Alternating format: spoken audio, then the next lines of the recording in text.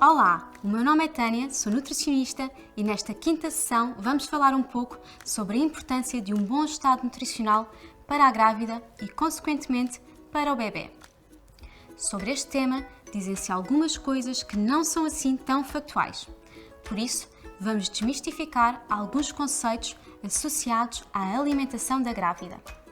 A ideia é que percebam quais as necessidades energéticas e nutricionais nesta fase da vida e que fiquem a par dos principais perigos e contaminantes alimentares, ganhando algumas noções de segurança alimentar. Vamos a isso? É certo e sabido que aquilo que a mãe come vai influenciar o bem-estar e desenvolvimento do bebê, o que confere uma grande importância à alimentação durante a gravidez. Uma alimentação saudável e equilibrada contribui para um desenvolvimento adequado do bebê, a redução do risco de complicações durante o parto, um bom estado de saúde da mãe e para a prevenção de alguns problemas de saúde no bebê. A alimentação também tem impacto nas alterações fisiológicas pelas quais o corpo vai passar nestes 9 meses, nomeadamente no que diz respeito à evolução do peso. Na verdade, há vários fatores que contribuem para este aumento, porque além do peso do bebê, também existem a placenta, o líquido amniótico ou o aumento do tecido mamário. Só para terem uma ideia, o volume sanguíneo pode aumentar entre 1,3 a 1,8 kg, o útero entre 0,8 a 1,5 kg e o líquido amniótico corresponde a cerca de 0,8 a 1,2 kg.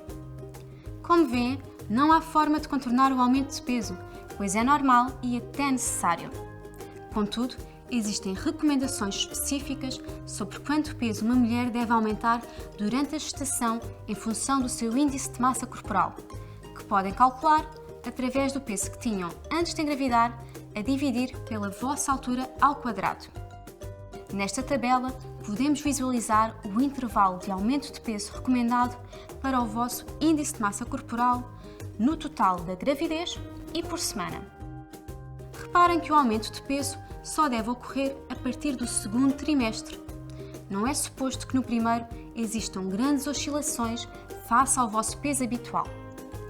Convém que o aumento de peso não seja inferior ao recomendado, pois pode trazer consequências como atraso no crescimento intrauterino, fazer com que o bebê tenha baixo peso à nascença ou até que nasça prematuramente. Mas o contrário também pode acarretar riscos, ou seja, um aumento de peso superior ao recomendado pode criar complicações no parto, fazer com que o bebê nasça com excesso de peso e possa ter alguns problemas de saúde na vida adulta. Claro que tudo isto vai depender de mulher para mulher e das circunstâncias maternas, porque um aumento de peso vai sempre variar de acordo com o peso que tinham antes de engravidar, da composição do vosso corpo, a vossa idade, os vossos hábitos alimentares e até do vosso nível de atividade física. Mas, e perguntam vocês, afinal, devo comer por 2? Tenho de aumentar o meu consumo calórico? Devo alterar a minha alimentação? Ou preciso especificamente de algum tipo de nutriente? Vamos tentar responder a todas estas questões. Por exemplo, a nível de energia ou calorias, o vosso corpo vai exigir mais do que habitualmente necessitam. Por dia, vão precisar de mais 70 calorias durante o primeiro trimestre, mais 260 calorias no segundo e mais 500 calorias no terceiro. Portanto, a partir do segundo trimestre, vão sentir mais apetite e devem, por isso, reforçar a vossa ingestão alimentar. Contudo, deve ser sempre baseada em alimentos saudáveis, representados na roda dos alimentos. A solução está no equilíbrio. Vamos então perceber melhor quais são os nutrientes mais importantes nesta fase da vossa vida. A proteína é um dos principais nutrientes da vossa alimentação e, para as grávidas, ainda mais. Vão precisar de ingerir alimentos ricos em proteína, especialmente para a formação da placenta, para o crescimento dos tecidos uterinos e para o próprio desenvolvimento e crescimento do bebê. E que alimentos são esses? os laticínios, o peixe, a carne, os ovos, as leguminosas e outras proteínas vegetais, como a soja, o tofu ou o seitã. Também os hidratos de carbono desempenham um papel fundamental como principal fonte de energia para a mãe e para o desenvolvimento do bebê. Mas é importante ter em consideração as quantidades e o tipo de hidratos de carbono, ou seja, se são complexos e têm por isso uma absorção lenta, como os produtos integrais e com mais fibra, ou se são simples e de absorção rápida, como os doces, por exemplo. E onde é que podemos encontrar este nutriente? Nos cereais e derivados, nos tubérculos, nas leguminosas e na fruta. Relativamente aos lípidos, ou seja, as gorduras, são uma fonte importante de energia e de vitaminas, fundamentais para o desenvolvimento do cérebro e da visão do bebê. Especial destaque para as necessidades de ômega 3. São estes ácidos gordos que promovem um bom desenvolvimento cerebral do bebê e que contribuem para uma duração adequada do período de gestação, reduzindo a possibilidade de partos prematuros. E quais são as fontes alimentares de lípidos que devem privilegiar? O azeite, o abacate, os frutos oleaginosos e, quanto ao ômega 3, está presente em sementes, nos frutos oleaginosos e nos peixes gordos, como o salmão ou a sardinha. As necessidades de ácido fólico aumentam em quase 50% durante a gestação. Esta vitamina ajuda a reduzir o risco de malformações no sistema nervoso do bebê e, por isso, deve ser ingerido não só numa fase de pré-conceição através de suplementação e durante a própria gravidez, como também deve fazer parte da alimentação diária. Onde podemos obter esta vitamina? Nos flocos de trigo integral e outros cereais integrais, nas leguminosas, como o feijão, as lentilhas e o grão de bico, nos frutos oleaginosos, nos vegetais de folha verde escura e na beterraba. O ferro é outro dos nutrientes fundamentais, cuja suplementação também está recomendada durante a gravidez. Este nutriente é essencial para a prevenção da anemia e para garantir o adequado fornecimento de oxigênio e nutrientes, indispensáveis ao desenvolvimento do bebê. E quais são as fontes de ferro que podem e devem consumir? Leguminosas, carnes vermelhas até 2 vezes por semana, flocos de trigo integral e vegetais de folha verde escura. E para ajudar a sua absorção pelo organismo, devem ingerir alimentos ricos em vitamina C e evitar chá ou café nas refeições principais. As necessidades de iodo vão aumentando ao longo da gestação. Este nutriente é essencial para a síntese das hormonas da tiroide e para o desenvolvimento cognitivo do bebê. É por isso que também é recomendada uma ingestão suplementar de iodo, desde a pré-conceição até ao final do aleitamento materno exclusivo.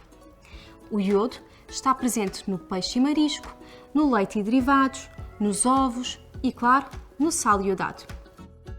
Apesar da necessidade destes 2 nutrientes não aumentar, eles são fundamentais para a formação dos ossos do bebê. Além disso, a ingestão e fixação de cálcio, facilitada pela vitamina D, é muito importante para regular as contrações uterinas. Encontramos fontes de cálcio nos laticínios e nos vegetais de folha verde escura, e de vitamina D nos peixes gordos, nos ovos e, essencialmente, através da exposição solar. Claro que não podíamos fechar este capítulo sem falar da água, que ao longo do tempo vai sendo cada vez mais precisa. Se já é absolutamente imprescindível beber água em condições normais, quanto mais durante uma gravidez. Uma grávida acumula cerca de 6 a 9 litros de água durante a gestação, contando, claro, com o aumento do volume sanguíneo e do líquido amniótico. Por isso, é essencial que sejam ingeridos cerca de 2,3 litros de água por dia, proveniente de bebidas. E agora chegamos àquela parte em que vocês veem as vossas maiores preocupações resolvidas. O que posso comer se estiver fora de casa? Será que posso comer todo o tipo de peixe? E o mercúrio? Sempre gostei de salada. Será que posso comer? o marisco, o queijo fresco, os enchidos. Posso continuar a comer todas estas coisas de que gosto? Sei que as dúvidas são muitas, por isso, vamos simplificar. Evitem os peixes ricos em metilmercúrio, como a tintureira, a cavala e o peixe-espada, e o consumo de peixe cru, como o sushi ou sashimi, o peixe fumado e patés de peixe. Não devem consumir carne crua ou mal cozinhada. Patés de carne ou carne fumada também estão desaconselhados. Os ovos devem ser totalmente cozinhados de forma a evitar o risco de contaminação com salmonela. No que diz respeito aos laticínios, devem limitar o consumo a lácteos pasteurizados. Quanto aos legumes e fruta a consumirem cru, devem ser sempre bem lavados e desinfetados. No fundo, basta que sigam estes cuidados para garantir uma alimentação segura e minimizar a exposição a contaminantes. Mas não se preocupem, é só durante uns meses. A par dos cuidados que devem ter no tipo de alimentos que consomem, também devem ter atenção à forma como os preparam. E sobre isso, há algumas regras base que devem sempre ser cumpridas, tais como higienizar as mãos antes de manipular os alimentos, lavar e desinfetar muito bem os legumes e a fruta com água e um desinfetante próprio. Devem começar por lavá-los bem em água corrente, deixá-los repousar por 15 minutos numa mistura de água com o desinfetante e, finalmente, passá-los outra vez por água corrente antes de consumir. Separar os alimentos crus dos alimentos prontos a consumir. Quando os alimentos são reaquecidos, devem ser levados à fervura ou então reaquecidos a altas temperaturas por algum tempo. Cozinhar completamente a carne, peixe e os ovos. Certificarem-se de que a carne congelada está corretamente descongelada antes de a cozinharem. E verificar sempre o prazo de validade dos alimentos. Também existem alguns tipos de alimentos ou bebidas que deixam sempre algumas dúvidas a pairar e até faz algum sentido que assim seja, como é o caso do café. Será que podem continuar a beber café? A resposta é sim, mas o seu consumo deve ser limitado a 200 mg por dia. E isto inclui não só o café, como também todos os alimentos e bebidas que contenham cafeína, como o chá preto ou verde, o chocolate negro ou os famosos refrigerantes de cola. E o açúcar? Será que podem trocá-lo por adoçante? Depende. Idealmente, deveriam habituar-se ao verdadeiro sabor dos alimentos. Mas se isso vos for difícil, o consumo de aspartame, sucralose ou stevia é considerado seguro. Já a sacarina, o acesulfame-K ou o ciclamato estão contraindicados durante a gravidez. Outro produto do qual importa falarmos são as bebidas alcoólicas. Estas até vocês já devem saber a resposta, porque é algo que não podem mesmo consumir. O consumo de bebidas alcoólicas durante a gravidez pode provocar malformações congénitas, atrasos no desenvolvimento e problemas cardíacos. Falando um pouco sobre os sintomas que surgem durante a gravidez, sabemos que 70% das mulheres grávidas sofrem de náuseas e vômitos. Se vocês fazem parte deste número, temos algumas dicas que vos podem ajudar a nível da alimentação. Podem e devem fracionar as vossas refeições, façam refeições mais pequenas e com intervalos de 2 a 3 horas, façam refeições num ambiente calmo e arejado, evitem alimentos com odores fortes ou muito condimentados, picantes e ricos em gordura, hidratem-se ao longo do dia, preferencialmente fora das refeições, ingiram alimentos com baixo teor de gordura e deem primazia às proteínas e aos hidratos de carbono de fácil digestão, como a fruta, os cereais, as bolachas integrais e as tostas. Outro sintoma desagradável que afeta muitas grávidas é a obstipação. São cerca de 35% a 40% as grávidas que sofrem desta condição, que pode ser provocada ou agravada pela suplementação com ferro. Mas, mais uma vez, a alimentação pode ser a vossa maior aliada. E como? Novamente, aumentando o consumo de líquidos, sobretudo de água. Aumentando o consumo de alimentos com elevado teor de fibra, como os cereais integrais, os legumes e os frutos secos. E praticar exercício físico, excepto se for contraindicado pelo vosso médico. A verdade é que o exercício físico, apesar de muitas vezes vos deixar receosos com o bem-estar do bebê, é bastante benéfico tanto para ele como para a mãe. Grávidas que realizam atividade física reduzem em 50% o risco de desenvolver diabetes gestacional e em 40% o risco de pré-eclâmpsia. Por isso, já sabem, se não for contraindicado pelo vosso obstetra, devem fazer pelo menos 30 minutos de atividade física adequada à gravidez todos os dias. Agora sim, estão preparados para saber como organizar as refeições lá em casa durante estes 9 meses, para assegurar o bem-estar da futura mãe e do bebê. Já os pais podem aproveitar estas dicas para terem também eles um estilo de vida mais saudável, se não for já esse o caso. Esperamos que esta sessão de nutrição vos tenha sido tão útil quanto possível. Obrigada e até à próxima sessão!